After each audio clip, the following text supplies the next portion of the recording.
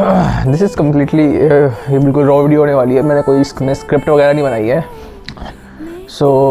जब मेरा इंटरमीडिएट का रिज़ल्ट आया था, तो जब मुझे पता चला था कि मेरा अटैम्प्ट लगा है, तो मेरा ग्रुप 1 हो गया था, बट ग्रुप 2 में I didn't able to qualify only because of one exam.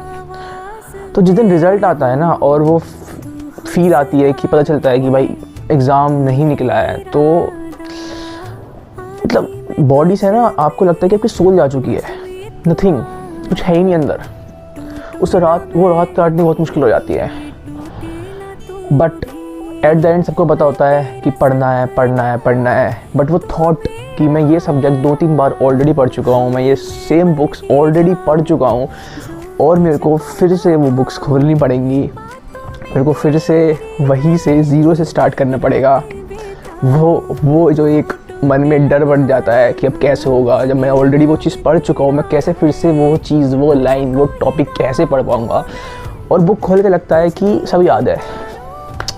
तो ऐसे ही जब मैं फिर से बुक्स निकाल रहा था अपनी, तब मेरे को एक बुक मिली थी जो मैंने ऑलरेडी पहले पढ़ चुका था मैं ऑलरेडी पहले इसको, बट फिर से मैंने इसको पढ़ा था, द लॉ ऑफ अट्रैक्शन।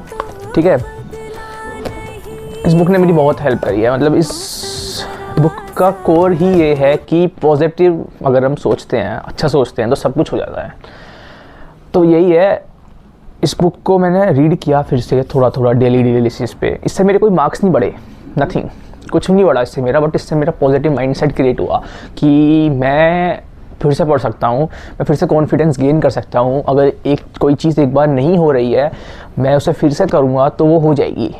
तो ये जो चीज़ है ना, ये मेरे पता नहीं क्यों, इसका कोई टॉपिक भी नहीं है, रिलेटेड नहीं है, कुछ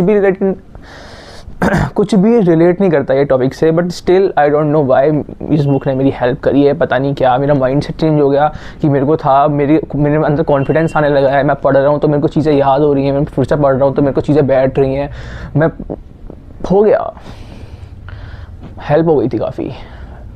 एंड उसके बाद जब रिज़ल्ट आया तो फिर हो गया था। तो बस यही है कि माइंडसेट पॉजिटिव रखो, सब कुछ अच्छा रखो, तो चीज़ें हो जाती हैं। टाइम दो, चीज़ें हो जाती हैं। और हाँ, जो चीज़ जिस टाइम पे आनी होती है ना, वो उसी टाइम पे आएगी। उससे पहले कितनी मेहनत कर लो नहीं होगा, उसके बाद कितनी मेहनत कर लो तब भी नहीं होगा। जिस टाइम पे वो मिलनी है वो मिलेगी ही उसी टाइम पे। तो उसी टाइम पे फोकस करो, क्योंकि आपको भी नहीं पता कि वो टाइम कब है, मेरे को भी नहीं पता वो टाइम कब है। तो हम कंटिन्यूसली मेहनत करेंगे, कंसिस्टेंटली एफर्ट डालेंगे, तो वो हो जाएगी। Thank you.